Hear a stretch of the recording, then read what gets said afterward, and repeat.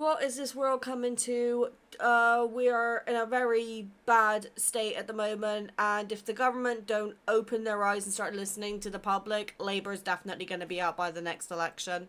Hello everybody, it's Mimberly and welcome back to the channel. So I've not discussed my thoughts on this whole situation for a while because I wanted to take my time to properly research it and make sure that I was understanding what was going on before I make my own opinion, because I like getting the facts. But I've had a few people asking me what my opinion on this situation is, so I thought it'd just be easier to just make a video and quickly talk about it, really. First off, yeah, I got my hair cut. Let me know what you guys think, because I think the hairdresser cut it a little bit too short, but it could just be me being dramatic and getting used to it. But, yeah, so the digital ID situation in the UK is, really bad. And, yeah, I'm honestly not shocked at the UK government's response, but at the same time, I hoped that they would have responded a little bit better, but trying to hope for anything from this government is like trying to find a needle in a haystack. So for those of you who are not exactly up to date with what's going on, the UK government has been wanting to implement something called digital ID. A few other a few other countries have already implemented this. But the whole reason they want to do this is because they basically want to use it to help them reduce the illegal migration to the UK. So, first off, I want to say it's not going to have a good impact because we already have something to help with that in the UK. It's called national insurance numbers and share codes. So, again, I have an American husband, so I can confidently talk about this because we have to do this ourselves. Every time me and Cade want to go for a new apartment or Cade wants to go for a new job, he has to give over a share code, which is a unique code that changes, I think it's every 3 months or so, or he has to generate it, which he then gives to the person who we're either looking to rent with or who potentially, he's looking to work with. And the share code basically is, the whole point of it is to verify that Cade is allowed to legally live and work in the UK. That system has been working. So why is the government now bringing in digital ID? Well, my personal opinion is I do not think it is anything to do with the illegal migration. I think this whole thing, like the Online Safety Act, is about surveillance. Now, hear me out when I say this, okay?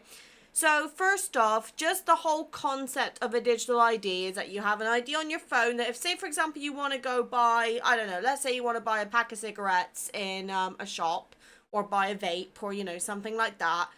And then you show them, you get asked for ID.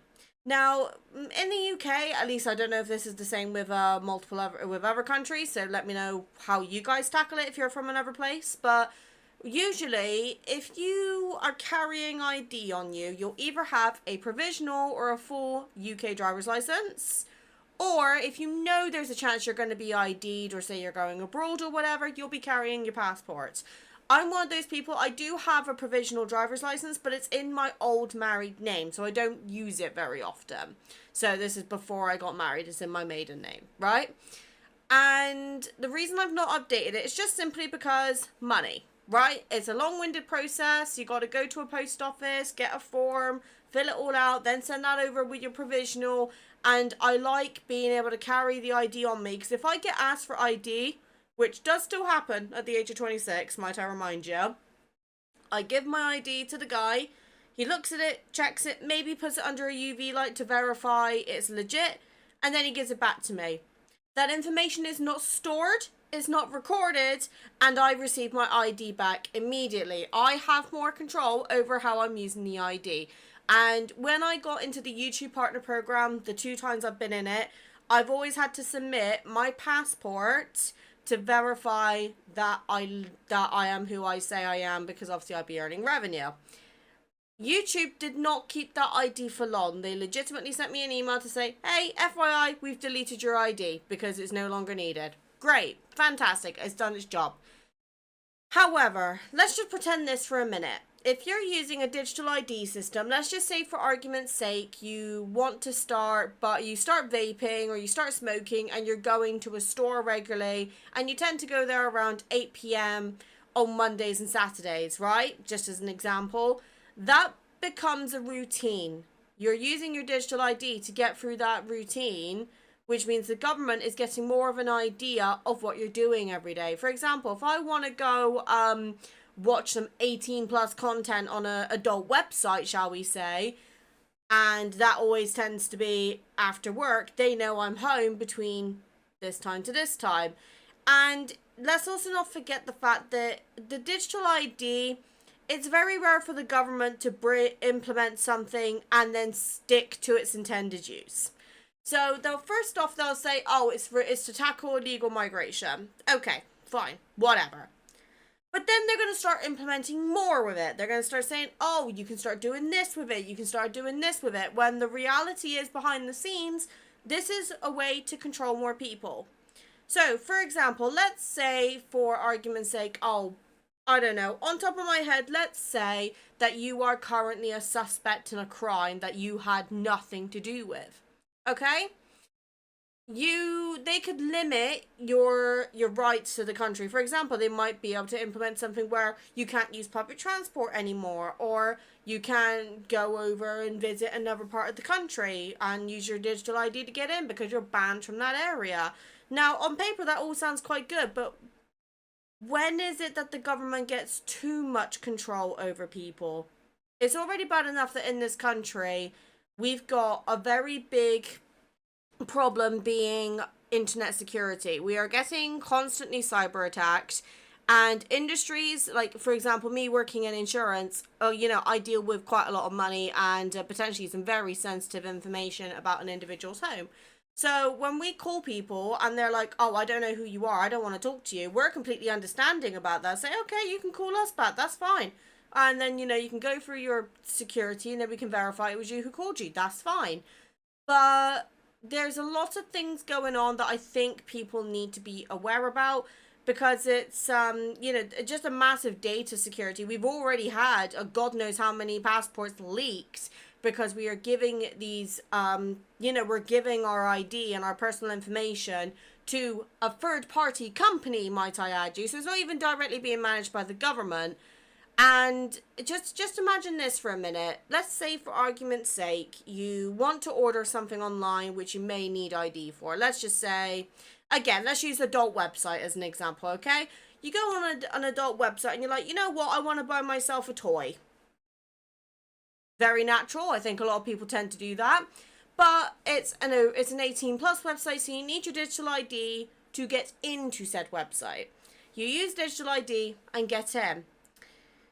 That if the company who is managing that digital ID gets hacked, that's going to include information like your full name, your date of birth, your address, potentially things like your bank number, like, what bank you're with and your bank card number, things like that. And it just becomes a massive data security concern. And as somebody who obviously, does a lot of online stuff with regards to YouTube, I'm very careful about how I approach my data. So when I heard about the whole digital ID thing, the first thing I thought was, well, what happens in the event that my ID gets hacked? Because I can't just, click my fingers and get all my information back, because that information could be stored and kept. What are people going to do with my information? Because most companies for security will ask you full name, date of birth, the first line of your address and postcode, and either like a security question, such as, for example, the name of your first pet. That could be easily found online in today's day and age. And it gets to a point where I become very careful of what I'm posting online, because I'm legitimately very concerned that people are going to start, figuring out where I am. Like, obviously, I always say that I live in the UK, but I don't say where. And there's a reason for that. And I just think this is the potential for increased control over the civilians. And we're getting to a day and age now where I'm gonna be blunt. It's a breach of privacy. It's a breach of freedom, and I should not have to be constantly checked. Like, plus of that, let's not forget. I think we pay enough in taxes. How much is this whole digital ID thing gonna cost the government? Because I guarantee you now, they're not gonna pay a penny towards it. It's gonna come out of our money, the taxpayer. And, I think my taxes are high enough as it is, considering that the Labour government has already breached multiple things that they had promised, for example, not increasing council tax and things like that, I really don't think they're going to last. I don't think they could do anything at this point that is going to keep them in power. And again, if you believe otherwise, please let me know in the comments, because I would be very interested to hear what you guys think. But I legitimately just think we're getting to a point in this country where I'm questioning what the hell the government is thinking. It's almost like they picked up the gap that conservative had. Because disclaimer, the conservative guys were the ones who put through the Online Safety Act. The Labour government was just the one who was in power when it got implemented. We all appealed against the Online Safety Act. They didn't do that. We appealed against the digital ID. They basically turned around and gone, oh, fuck you, we're going to implement it anyway. And it's just such a lack of consideration for feedback from the public, because we're getting to a point now where I am speaking to multiple people. I know there's multiple people, at least who I work with, who don't even want to be in the country anymore. They want to move. And I don't honestly blame them. Like, as somebody who had the opportunity to potentially move to the US, not that things are probably much better over there, but I'm getting to the point where I don't blame the UK public for doing the things that they do. Like, we get told, oh, ditch your everyday coffee at Costa or Starbucks and put it towards a house. The house prices are so high that even if we cut out every pleasure spend that we could do, we'd still have to be saving for over 6 to 7 years just to be able to get on the property ladder. Then you've got constantly increasing costs. You know, there's inflation. Like, for God's sake, I went to Asda the other day and a block of cheese was in a proper box being security packaged. Same things with like yogurt and things like that. It's ridiculous. And as somebody who's not on the best income, like, I'm very bottom of the barrel when it comes to wages, because there's not very many job opportunities where I live and progression is not really available. Plus, I don't actually really have the experience for progression at the moment. It's very demotivating when I see everything going up but the wages. And it's getting very, very frustration, because plus the fact, the digital ID, they're going to bring this in, and the people who don't believe in it are going to say, no, we're not doing it, right? And then they're going to enforce it. For example, you might lose your right to rent. You might lose your job. You might not be able to apply for another job without having a digital ID. It's too much control on the government side. And don't get me wrong, the government is there for a reason. I'm not saying that they are completely useless, because they do have their reasons, but I just think, yet again, similar to what I said about the Online Safety Act, I think the entire thing is being approached in the wrong way. And with regards to illegal immigration, or illegal migration, shall I say, I understand why we're hesitant to boot them out the country. But at the same time, that is why they do it, is because they're getting away with it. And then the taxpayer is the one who is paying to accommodate for these people to be in the country. So if the people who are coming over are not, contributing back to the country, then why are they here? And this is one of the reasons I get so irritated with the elite, or, personally, I get very upset about the illegal migration. Me and Cade, we had to pay over 10 grand so far just to get Cade here for 2.5 years. So he went onto a fiance visa. Me and Cade then got married. And then that we had a very short time frame to do that as well. So we couldn't even have like a proper full-blown wedding, because, we're not made of money. So we just simply had a 2-2 signing in a registry office. Boom, legally married. We'll probably have a proper ceremony later, but, that's a topic for another day. Then, after me and Kate got married, we then had to apply for a spouse visa, which gives Kate the right to work in the UK. That only lasts him for 2.5 years. He's got to renew his visa again next year. That's going to cost me at least another 5 grand. So already we're putting it, that's £15,000 of UK money that's going to the government. Plus, then let's not forget, because Cade is a foreigner, he does pay more tax. On average, I think I saw somewhere that the people on the right to work visas / spouse visas pay on average about an extra 2.5k on taxes a year. So they are paying their way back into the system, and they pay their NHS fees up front. They have to pay, I think it's like about £1,250 for the NHS per year, and that's paid up front. And, you know, there are other countries who do have digital IDs in place, but it doesn't deter the employers directly from who are knowingly breaking the law. So I really don't understand what the government is thinking. I think Keir Starmer is literally, he knows he's going to go, most likely, so he's just making it as difficult for everybody. But I don't think digital IDs are the answer. Like, I'm getting to a point now where I don't really feel like we have any sort of privacy or freedom in this country anymore. And, you know, it's just this whole digital ID for illegal migration, it's not going to work. So I don't know what the answer is. I'm not claiming to be the person who knows the answer, but what I do know is I do know for a fact that if over 2.7 million people say no to the digital ID, and they basically turn around and go, oh, no, fuck you, we're going to do it anyway, you're asking to be kicked out of the government. Plus the fact, let's also not forget, one other new thing I only just found out about, they are banning refillable drinks in restaurants. So things like, you know, Coke, lemonade, because it contains sugar, it's going to be regulated. So they basically said that obesity robs children of the best possible start in life and sets them up for a lifetime of health problems and costs the NHS billions. Okay. So why not change the education system then to be more focused on being healthy instead of teaching us things like trigonometry and Pythagoras' theorem, things that we will never need in real life, long term. But no, that be being too intellect.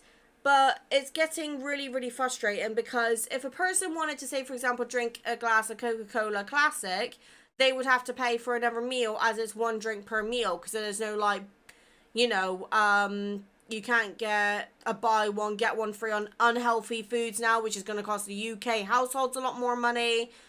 And it's, like Nando's, for example, it's a chicken restaurant in the UK, very, very popular. What are their most famous things are the refillable bottomless drinks, because the glasses are only like that big, so you can just go to a machine, you put in the Coke or whatever, soda you want, and you get unlimited refills. They are going to take a heavy hit from this, because as somebody who used to go to Nando's, I used to sometimes order just simply a starter while my mate was eating, and I just used to have bottomless drinks, and we could sit there chatting for ages, and Nando's wasn't complaining because they were going to get money.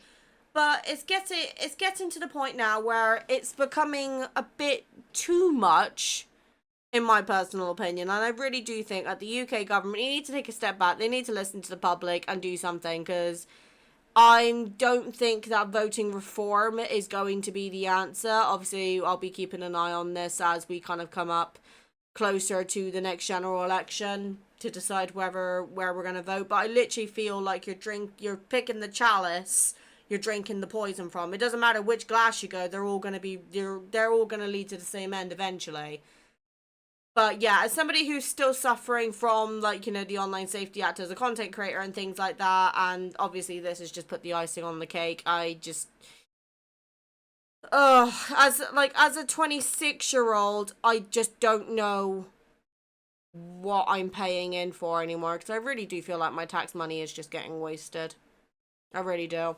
But let me know what you guys think. If you guys are in the UK, let me know. Do you agree with the digital ID? Do you know who you want to vote for in the next election? Or have I missed any facts that I may have potentially missed? Because that's always possible, because there's so many news sources. I never really know which one to go to. But yeah, this wasn't really a video I wanted to talk about. So tomorrow's video will be a little bit more chipper.